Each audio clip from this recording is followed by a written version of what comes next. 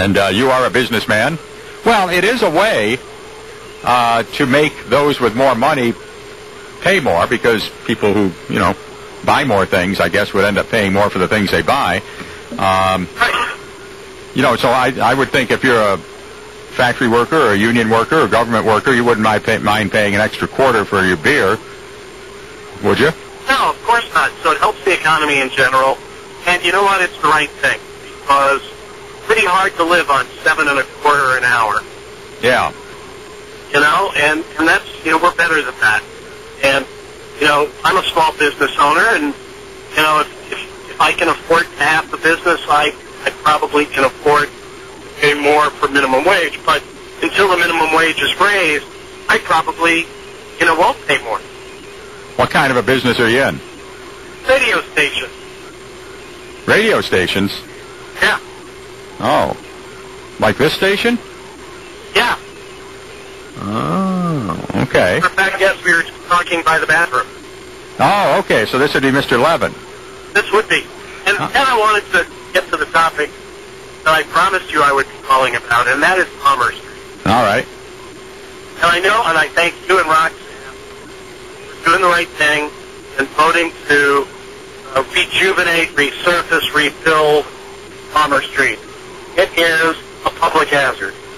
And I don't know what we can do to wake people up. I mean, the role of government is to create opportunity, and part of opportunity comes from infrastructure, and that is part of our infrastructure. Now, the argument has been made, well, it's not a city street. Well, if we're living on technicalities. If it's not a city street, then you know what? Stop plowing it. Stop filling some of the potholes every once in a while.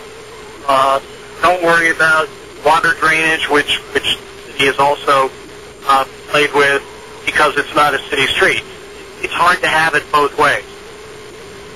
I agree with you. I think the lawyerly answer on it is the wrong answer, and you can't continue to have something act like a street and walk like and talk like a street and then say it's not a street and be credible. And I thought that all the time. Now, the good news is there's some new owners, I guess, to the apartment complex there, so maybe they can join the chorus for something to be done, because it isn't just your car we're worried about, Jim. It's there's a lot of kids that walk up that street, and it is kind of dangerous for them.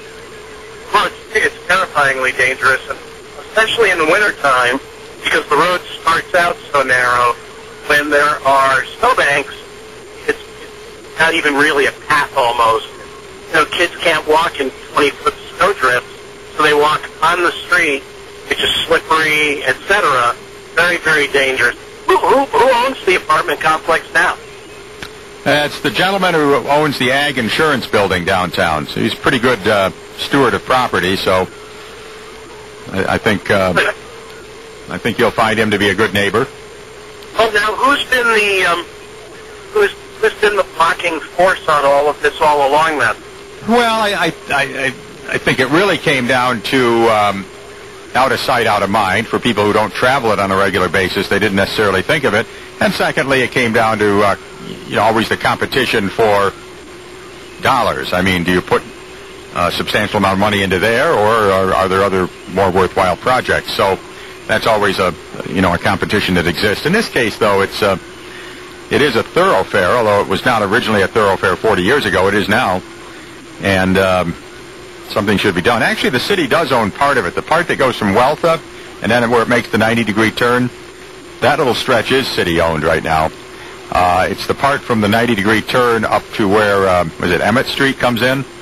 Yep, that's the one that the city repaired the water main. Right, and that's the, we put a drainage line in there to get that water out of there.